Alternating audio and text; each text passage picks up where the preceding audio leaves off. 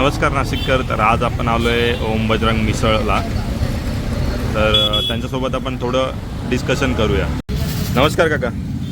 सुप्रभात, good morning, welcome to the Misalwar. रविवार आणि नाशिक आणि मिसळ यांचं अतूट नातं असतं, म्हणून आम्ही म्हटलं गुड मॉर्निंग रविवार आणि मिसळ नाशिककर गुड मॉर्निंग.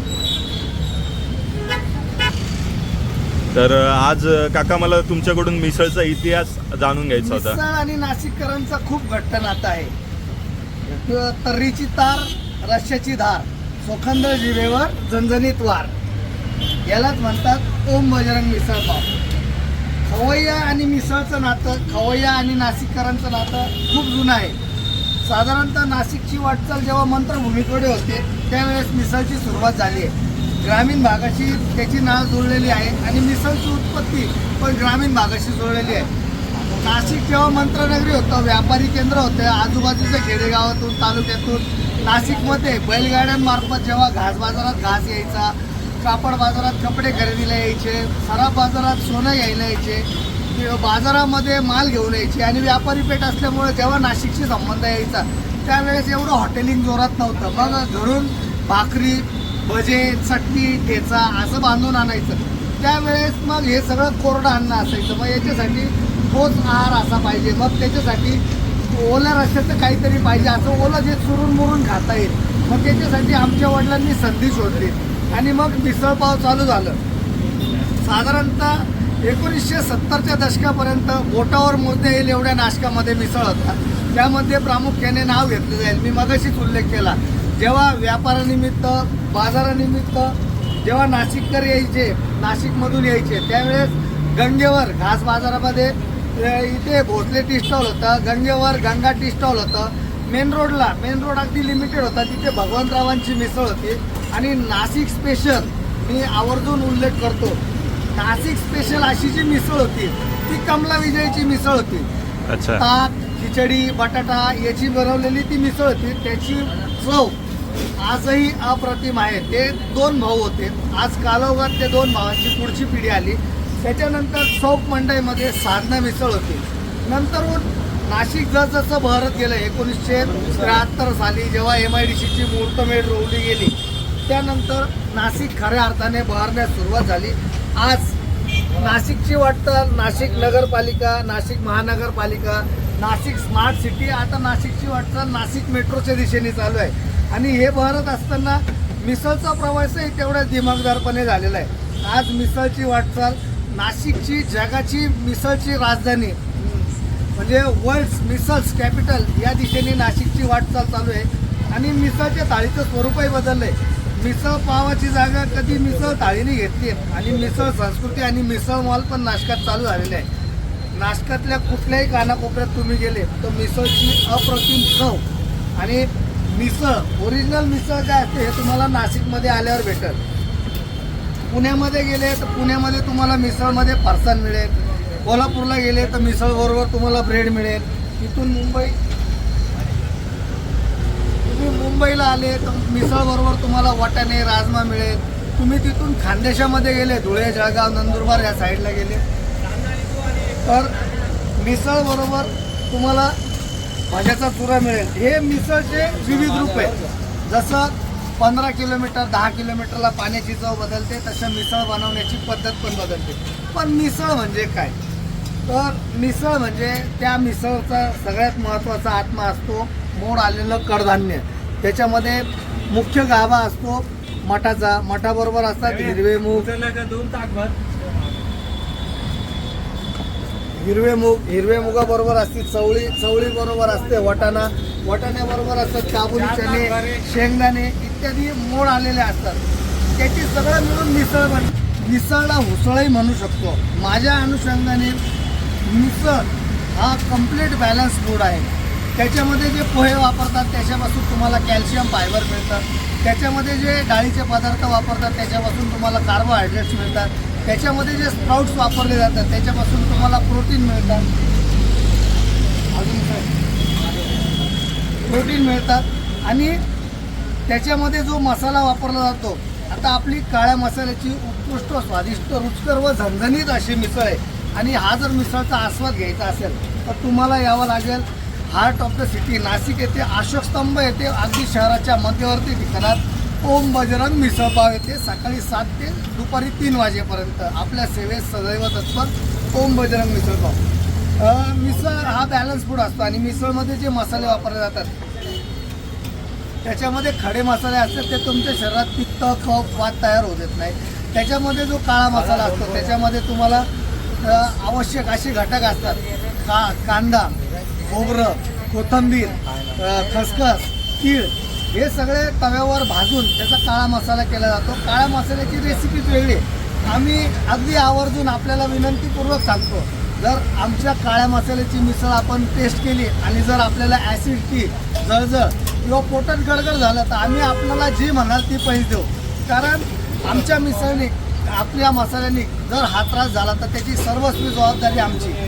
मटेरियल चांगल्या दर्जाचं वापरायचं आणि फोडणी चांगली द्यायची, तुम्हाला ॲसिडिटी होणार नाही जळजळ होणार नाही काही त्रास होणार नाही। आज गरम गरम मस्त उन्हाळा चालू झाला आहे आणि या उन्हाळ्यामध्ये मिसळ प्रेमींचं मिसळवरचं प्रेमही कमी होत नाही, पण मग हा उन्हाळा सुसह्य व्हावा म्हणून मिसळ बरोबर अगदी थंडगार नैसर्गिकरित्या उत्कृष्ट असा मठ्ठा आम्ही मिसळ बरोबर सर्व करत आहोत।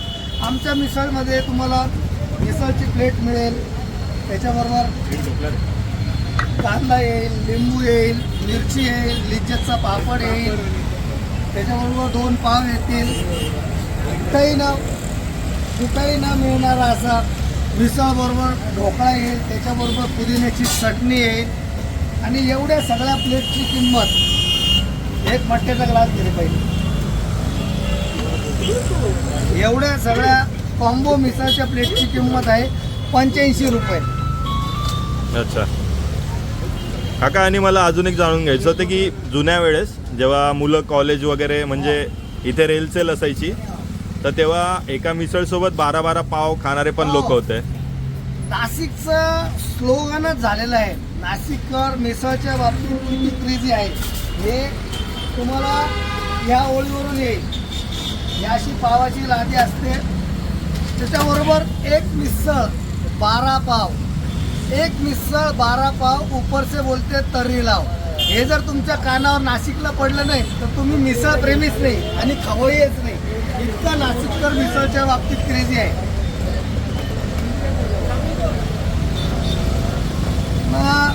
आता तुम्ही बोलण्याच्या ओघात आलात की इथं गर्दी असते, आज शाळेला कॉलेजला कॅम्पसला सुट्ट्या लागल्या, पण ज्यावेळेस हा शहराचा मध्यवर्ती परिसर आहे इथे 5-6 कॉलेज आहेत, 7-8 इंजिनिअरिंगचे क्लासेस आहेत, त्याच्यानंतर 4-5 शाळा आहेत, इथं जवळजवळ 8 ते 10 हजार विद्यार्थ्यांचा राबता असतो आणि सकाळी 5 पासून ते रात्री 9 पर्यंत इथे विविध क्लासेस चालू असतात। Art commerce science engineering drawing अकॅडमीचे क्लासेस चालू असतात, भरतीपूर्व क्लासेस चालू असतात, हे तुम्ही समोर बघू शकता।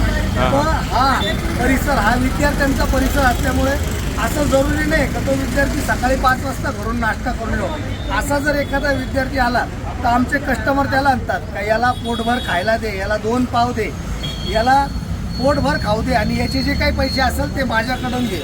कोण म्हणतं माणुसकी जिवंत नाही आहे? आम्ही म्हणतो माणुसकी प्रत्येक व्यक्तिमत्वामध्ये प्रत्येक माणसामध्ये जिवंत आहे, फक्त तिला पाहण्याचा दृष्टिकोन पाहिजे, तिला पाहण्याचा दृष्टिकोन पाहिजे।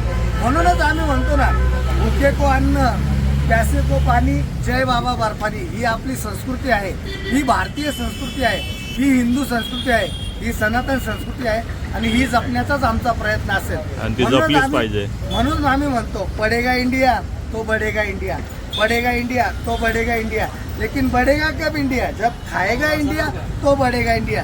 म्हणून आपल्याला सगळ्यांना आग्रहाचे आमंत्रण, यावा ओम बजरंग मिसळपाव आपलाच असा मिसळचा आस्वाद घ्यावा, आम्हाला उपकृत करावा। ओम बजरंग, जय हिंद जय महाराष्ट्र। आत्ता लेटेस्ट काश्मीरमध्ये जो भ्याड हल्ला झाला पर्यटकांवर, थप्पड़ के गूंज की गूंज सुनाई देगी, कधी नव्हे असा देशामध्ये त्या अतिरेक्यांविरुद्ध जनक्षोभ आहे आणि त्यांच्या पिढ्यानपिढ्या याद राखल असा हिंदुस्थान त्यांच्यावर अटॅक करेल हा मला विश्वास आहे। फक्त लक्षात ठेवा योग्य वेळ येऊ द्या, हल्ला होणार आणि पाकिस्तानच्या बरोबर अतिरेक्यांच्याही नांग्या ठेचल्या जाणार, पण आपण भारतीय आहोत, हा भारतीयपणा आपल्या कृतीतून दाखवा आणि देशाच्या रक्षणार्थ, देशाच्या कल्याणार्थ सहभागी व्हा. जय हिंद, जय भारत. दूध मांगेंगे दूध देंगे, दूध मांगेंगे दूध देंगे, काश्मीर मांगेंगे तो चीर देंगे. आता ही वेळ आलेली आहे आणि बघत राहा, आगे आगे देखो होता है क्या. ओम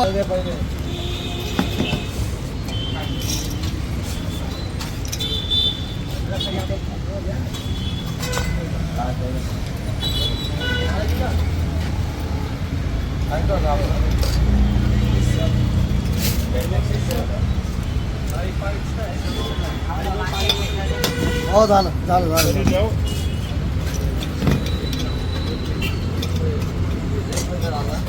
समोर रस्ता दे. हो साहेब, समोर रस्ता द्या. त्याला प्रवास घे रे, त्याला त्याला कामाला लावतो.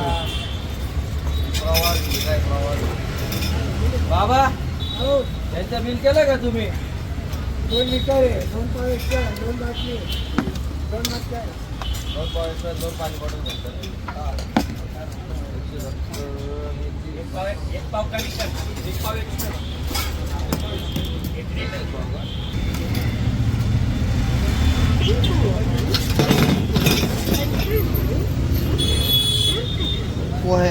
पोह्यापासून मिळतात कॅल्शियम फायबर. त्याच्यानंतर त्याच्यात येतात शेव, 2 प्रकारची शेव. एक कडक शेव असते 1 नंबरच्या जाळीची, एक खस्ता शेव असते. नमकीन म्हणतो त्याला, हिंदीमध्ये नमकीन म्हणतात, मराठीमध्ये शेव म्हणतात. त्याच्यापासून तुम्हाला मिळतात कार्बोहायड्रेट्स. डाळीच्या पदार्थापासून तुम्हाला मिळतात, पिष्टमय पदार्थापासून मिळतात तुम्हाला कार्बोहायड्रेट. हो. त्याच्यानंतर शेव झाल्यावर येतात मोड आलेलं कडधान्य, त्याला इंग्लिशमध्ये स्प्राउट्स म्हणतात. त्याच्यानंतर येतात हॉट अँड स्पायसी इंडियन करी. कोणी याला रस्सा म्हणतं, कोणी रस्सम म्हणतं, कोणी आमटं म्हणतं, कोणी सार म्हणतं, कोणी शिरवा म्हणतं, कोणी कट म्हणतं, कोणी सॅम्पल म्हणतं इत्यादी. मिसळच्या रश्श्याला लोकांनी एरिया वाईज पाडलेले नावं आहेत. त्याच्यामध्ये येतात कांदा, त्याच्यामध्ये येतं कोथिंबीर.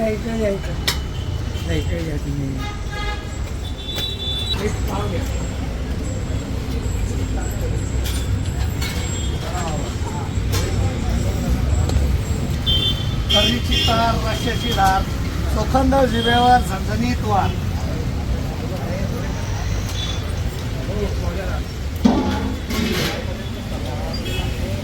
एक पाव या.